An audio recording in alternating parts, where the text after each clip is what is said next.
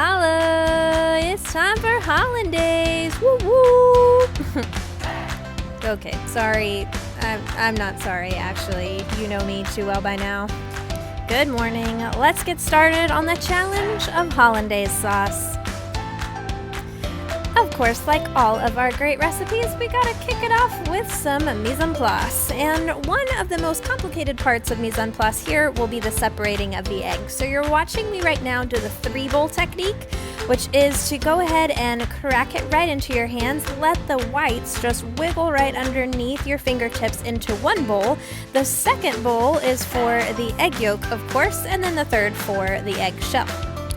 Occasionally you're going to have that little squiggly white thing attached to the yolk that hangs on just a little bit tighter. It actually has a proper name. It's named a calaza, but you can just kind of pull that off with your fingers and then go wash your hands, of course.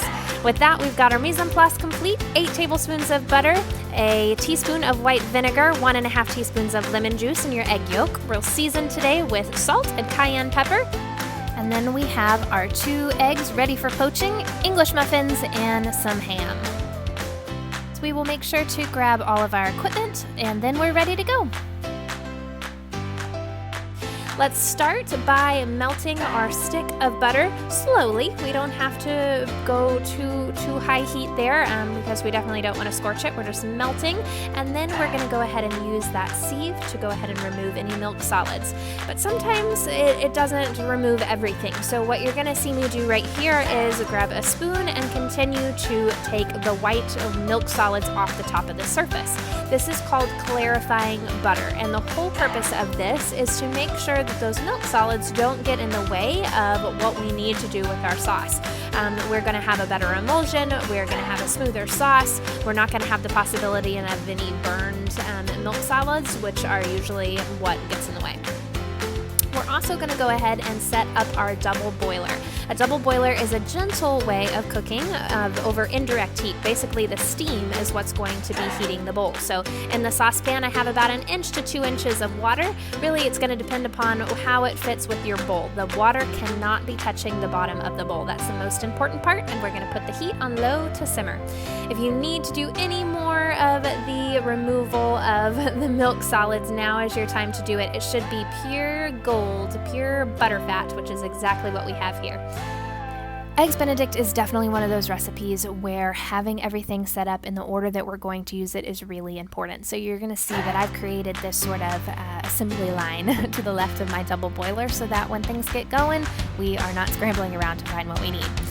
Speaking of scrambling, it is all about not scrambling the egg that I have just put in. That is why we are using the double boiler and the gentle heat of steam, because I can't scramble this egg yolk. If I do, I will have to start all over.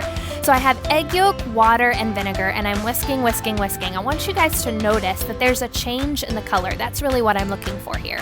It goes from being bright yellow to a lighter yellow, and there's a slight change in texture. It does thicken up slightly. You can kind of see the way that it clings to the side of the bowl is a little bit different than what it was at the beginning. So whenever I start to see those 2 changes, that's when I take it off of the heat. Very important. It's still on the double boiler, but now I'm adding just ladles of clarified butter. I'm adding the butter in slowly, and this is really important for us. We're going to get a closer look so that you can see this really magic thing. I like to call it kitchen magic. We're making an emulsion. An emulsion is magic because we're combining 2 things that don't normally like each other. We have water-based substances, we have actual water, and then we have vinegar as well. And then we have a lot of fat in the form of butter. You've probably heard the old adage, oil and water don't mix. Well, in this case, we can really actually make that happen because of something called an emulsifier. The emulsifier, in this case, comes from the compound called lecithin that is in egg yolk. It's a phospholipid, which is basically a fancy chemistry term, but what it means is that it likes water and it likes fat at the same time. Meaning that it can attract those 2 things together and hold them together, and that's why the sauce actually works. What's really important and why adding it slowly matters is so that we can break up all those fat droplets and combine them gently. If we add in the butter too quickly, we'll actually have a sauce that breaks. Our emulsion will break. It won't hold together. Now there's less than what's required for the ladle, so I'm pouring it in, but just a drizzle at a time. And it looks beautiful. Next, it's time to add in some seasonings. Hollandaise is a lemony, buttery sauce, so you're going to see me add in a couple teaspoons of lemon juice. We will also go ahead and whisk in some kosher salt. And lastly, some cayenne pepper.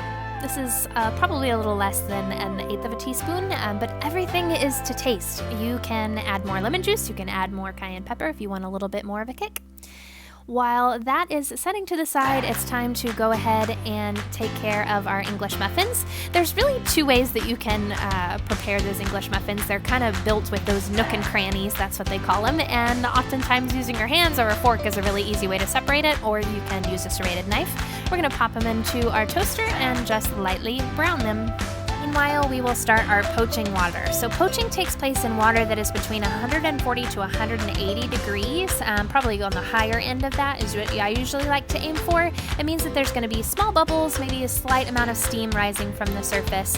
And then we're going to slide our eggs out of custard cups right into the water. I don't like to suggest cracking it straight into the water. That usually makes for a mess. And as it is, like you see here, some of those, the outer edges of the white will pretty much disperse down into the water, whereas the inner whites will hang pretty close to the yolk, and that's what really becomes our poached eggs. You'll see in the background I'm taking the ham and I am warming it through, slightly browning it in a saute pan. I'm using deli ham just because sometimes it's an easy thing that you might already have in your fridge, but you can always go with Canadian bacon, which is probably the typical go-to for Eggs Benedict. Now, while you're doing that as well, you're watching those poached eggs. Obviously, the longer that they sit in the poaching liquid, the harder that yolk gets, the more cooked it gets. So it really is an item of personal preference. Whatever you prefer here is what I would tell you to do. I'm using my slotted spoon to kind of tap the surface of the egg yolk just to see how cooked it is. You can wiggle it slightly, and that'll tell you how cooked it is as well. So I'm going for about a medium cooked egg, and I'm just going to take my slotted spoon and remove it onto some paper towels. That's to remove the moisture, and then it'll be ready, almost ready, to assemble our Eggs Benedict. Lots of pieces here, so we start to take everything all together, and English muffin goes first, ham or Canadian bacon goes second, and then comes the poached egg. Now I'm just taking a knife and I'm cleaning up the outside of the poached egg just for appearance. Sometimes the whites can get a little crazy around the poached egg. We'll place those delicately on top of the Canadian bacon or the ham. And now comes the hero, the Hollandaise sauce. Don't be shy.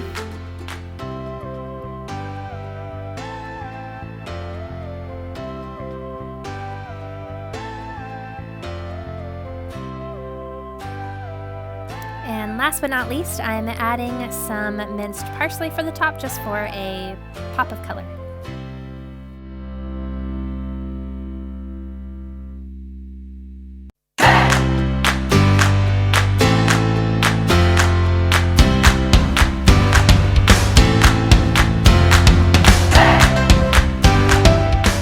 Ta-da! Eggs Benedict with Hollandaise sauce. You're gonna love it. The buttery, lemony taste of this smooth Hollandaise sauce that was quite a challenge, but definitely worth the effort.